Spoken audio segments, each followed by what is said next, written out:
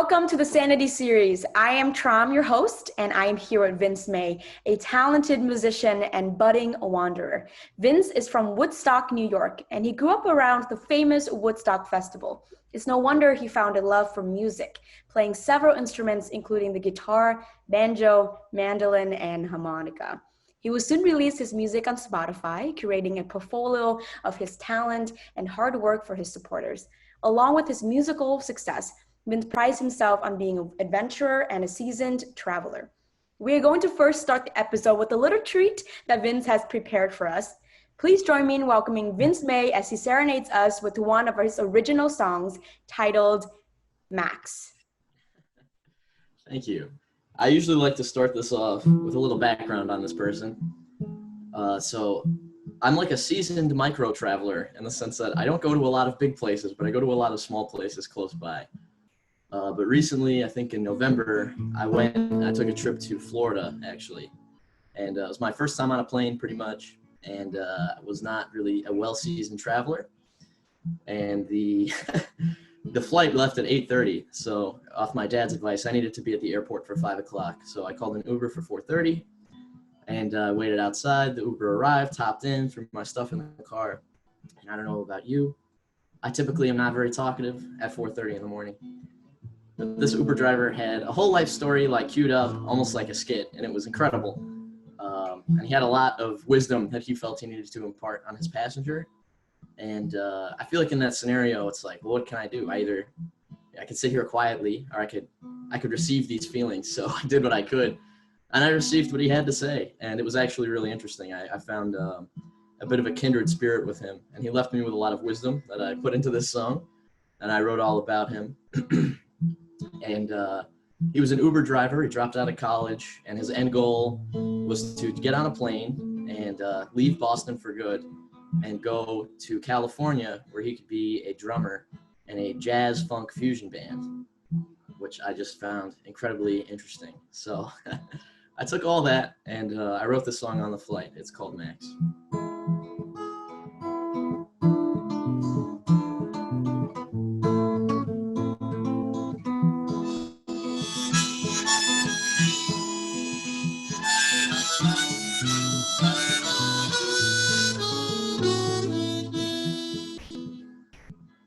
People in my backseat call me Max or Maxie, and I drive this car all day long.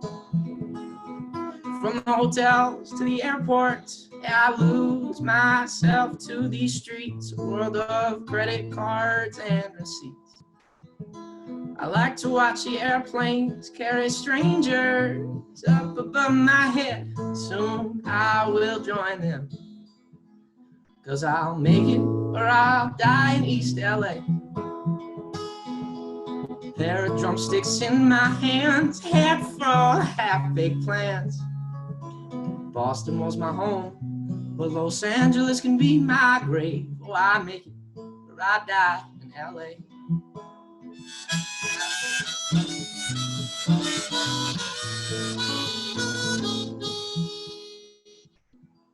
Everyone keeps warning me not to pack my suitcase.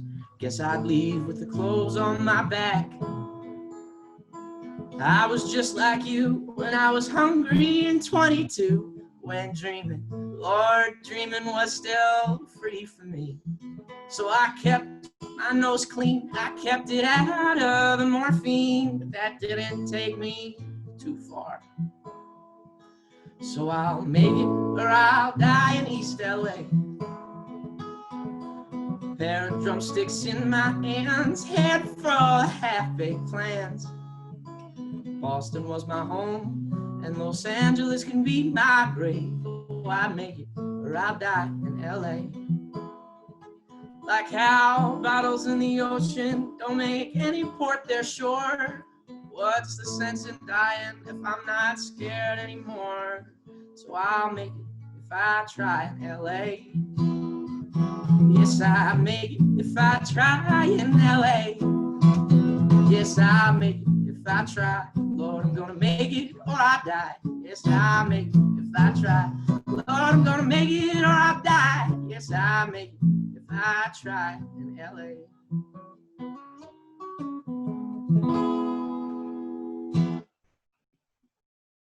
Wow. Thank you. Vince. Oh Thank my you. goodness, that was phenomenal and incredible in so many ways. Thank you so much for sharing your gift with us, and the fact that you gave us the backstory about Max and this amazing trip that you had with Max Such just an made it that much interesting more person. powerful. Thank you so much, Vince, for sharing. Thank you for listening. Yes, of course. I want to obviously start first by talking about your musical career. So I noticed that when you play your harmonica is you play the harmonica at the same time you play the guitar. And I noticed that your guitar is a bit unique. Could you explain the story behind the guitar and when you got it, how long you've had it? Sure. So this is not my first guitar my first like big boy guitar, I guess we could call it. Yeah. My first one I actually got from a pawn shop.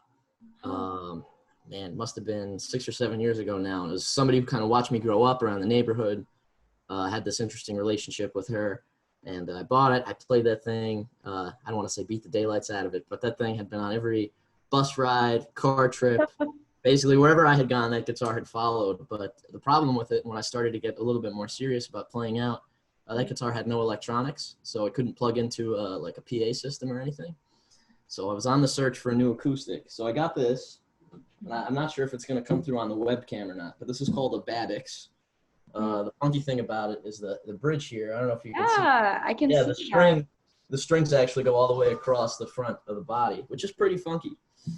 So it's made by this guy. His last name is Babix, and he's from my area. It's actually a little bit, I think, south of me. He's from Wappingers. So the guitars are really common around like Woodstock in the Hudson Valley. He makes about 500 of them a year. Outside of that, you don't really see him too much. And I knew I wouldn't be playing in the Hudson Valley too much as I got older. So I wanted to make sure I had at least something that was like, hey, this is from where I'm from. And everybody always likes to ask about it. And I always get to tell people about where I'm from. So that's where I got that guitar. Oh, that's wonderful. And obviously where you are from, Woodstock, New York, has made its profound impact on your musical career. Could you talk more about your musical inspirations, your early ones and the ones you have today? Sure. And it's interesting. I grew up just a hair outside Woodstock, like a Yeah. little bit in between another town called Kingston. But so I always went to school in Kingston, and I always worked in Woodstock. So I got this funny little inside outside view of working in Woodstock, knowing all the regulars and being a regular myself, and then also growing up in almost like an inner city school kind of thing. And it was interesting. My musical taste was not that dynamic or really screamed like, hey, this is somebody from a place with a lot of musical significance.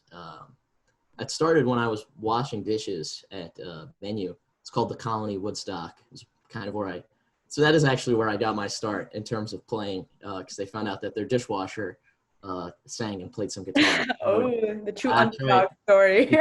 they throw me on stage on Monday nights and they present me as Anthony the Dishwasher, which is another pseudonym of mine. But when I was washing dishes there every night, I'd be treated to, small bands, small folk artists, and it was a small venue. And I'm just there washing dishes. Business slows down. I go out, I watch the show, I talk to some of the people that played. No, I have listened to a lot of your songs. Unfortunately, not all your songs, but I continue to listen to a lot of your songs, and they all have this wonderful backstory in a very touching way. Whenever I listen to them, I feel like I'm your friend. I feel like you're writing a diary to me, a beautiful handwritten note to me, and we're just catching up after a long time. And I just get to hear all the journeys, all the adventures you've been on. And it's truly such an honor. It's a true gift to not only be a singer-songwriter, but a storyteller in that way. Thank you so much. And it's tough. I don't particularly see myself that way. I've always kind of seen myself as just a hobbyist, Um, I'm so big on the genre of music that I've fallen into that became to the point where I couldn't admire it anymore. And the only way I could kind of express those feelings I had for how songs make me feel is like I need to try to emulate this, or I need to try to do this, and that's kind of become my own voice. Yeah. So once the emulation starts to stop, and I kind of realize I'm like, I'm doing this because Wow. I'm trying to reach people the way other songs have reached me, and that's the end goal. I think for me, I think that would feel really good. Are Yeah. there any, so you've, not putting you on the spot, you don't need to have an answer, but if you've gone through some of my songs, are there any that have stuck Mm, out to you for a particular reason? yes. I really liked the song about Tinder, about just dating apps in general. What is the title of that song, Vince? It is just called the Tinder Blues. The Tinder Blues. Yes, I got the Tinder Blues. Yes, yes, yes, yes, yes.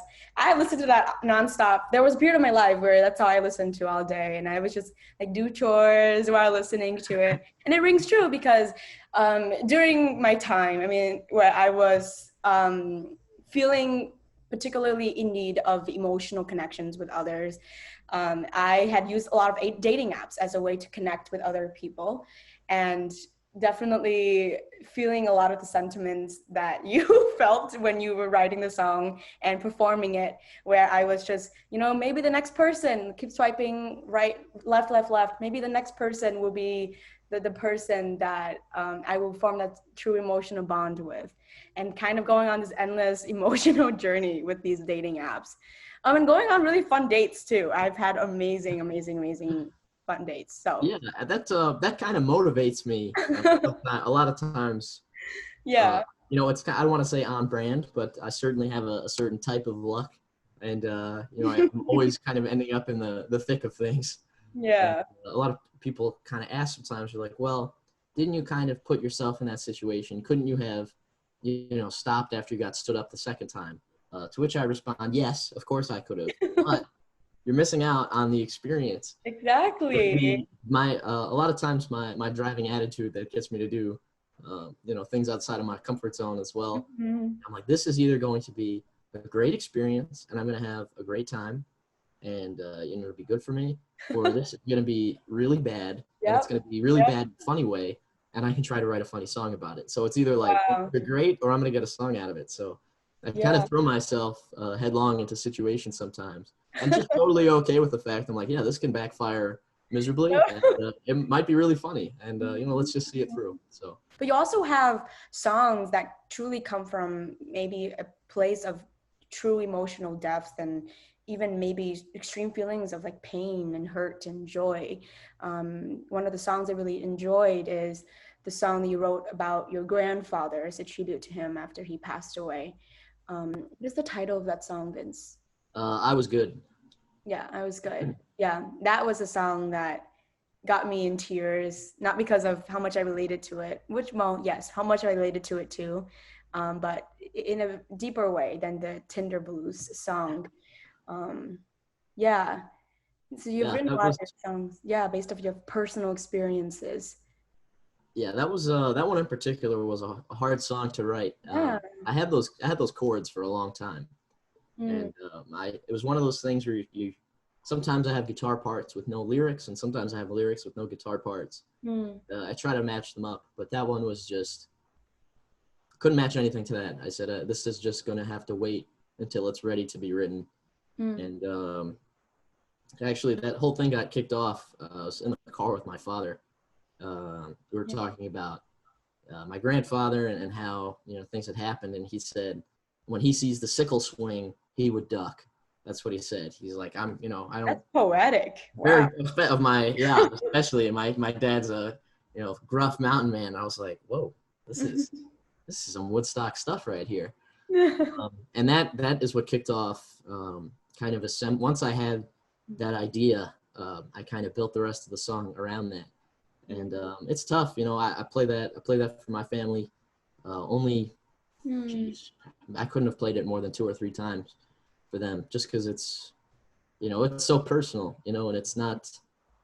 It's a song I wrote, A, to help me, but to help remember him. But it's not something I want to, flaunt around and say, oh, just wear this song out. It's yeah. special to me, and I feel like you just kind of keep stuff like that. You just kind of keep it with you, and when you really need it, that's when it gets played. But Mm, otherwise, it's just nice to know that it's there. I mean, anyone can sing my songs. I sing other people's songs. That's the whole industry. But I'm the only one who can write these songs, mm, and it's just as much for me as it is for for a listener, for me to get a chance to perform in my own words and use my own voice to communicate, the world that I've observed and how I try to understand it. That's what comes out for me when I write music. And if I was just writing lyrics and just passing those off to others, I think that a little bit of that is lost in translation. And I think it's important for me to be the one that's playing these songs, not because I'm the best at it, but I think because it's my voice, and that might be a little bit selfish. I think that might be more for me than it is for for listeners. But I would definitely want to pursue the performing aspect. I love playing in bars. I like playing in small venues. I love meeting the new people that come in and talk. And if I could do that as a career and support it, and that I'd be so happy doing that. It's certainly not driven by fame. It's just I think it's just a really special way to share your voice and meet other people that think likewise. Yeah, absolutely. And Vince, I want you to know too that the Charles and the Sanity series audience, including myself, we're going to support you down the road 10, 20 years from now.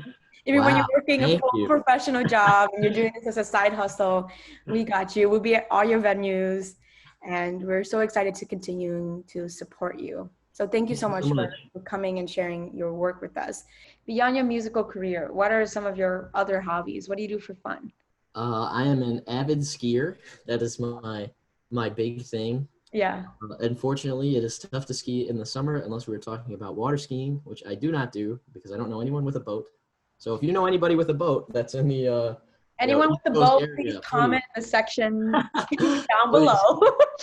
Vince May will be in contact with you immediately. Right, I'll play some music on your boat if you pull me around on a jet ski. But no, it's so skiing in the winters.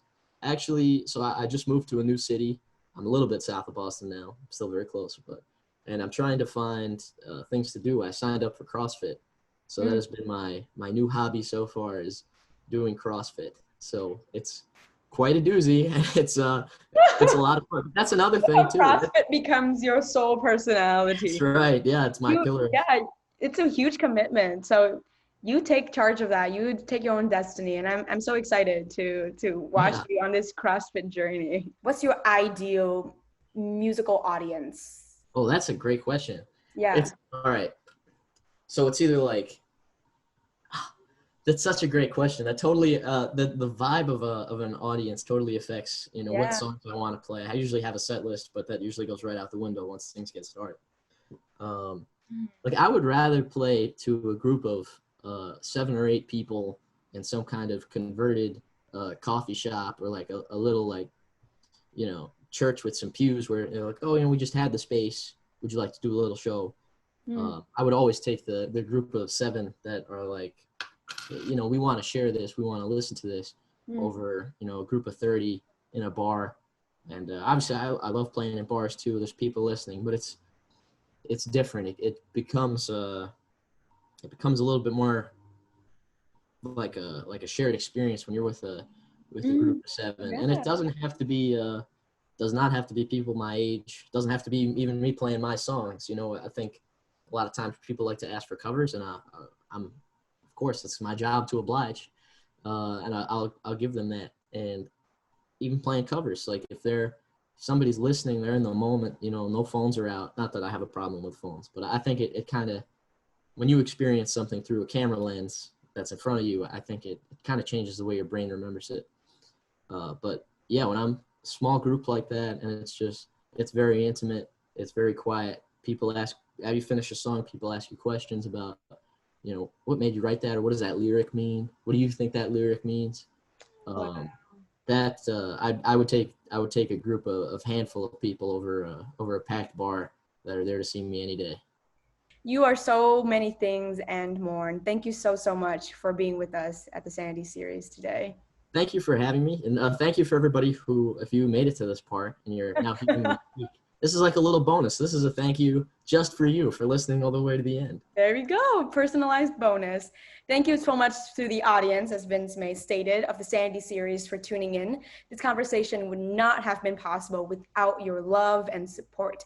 Please continue to tune in and be on this journey with us as we connect more with some of the most amazing people in the world and hear more about their story. This has been Sanity series with the Charles. I am Jem, your host. See you next Sunday. Bye, y'all.